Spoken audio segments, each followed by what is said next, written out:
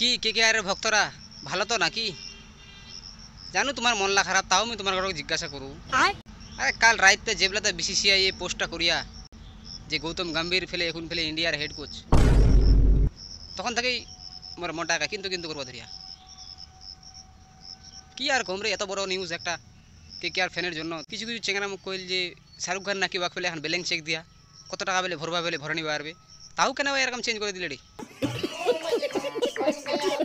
আগামী 10 বছর কি কলকাতা আর কি কাপ নিবা পারবে?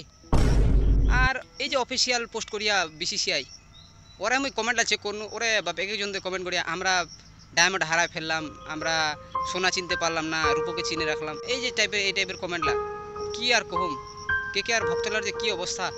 এখন ইন্ডিয়া টিমের নতুন কোচ গৌতম গম্ভীর আসার পরে কিছু কিছু প্লেয়ার কিন্তু ফায়দা লুটবে।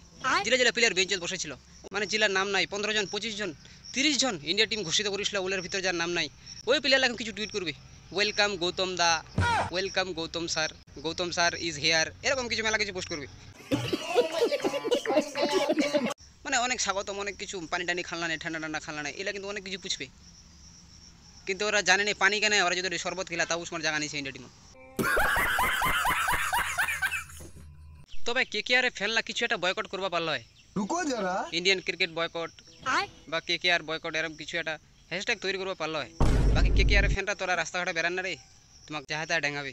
কি করলেন এরকম পোস্টটা তোরা বিক্রি করে দিলেন।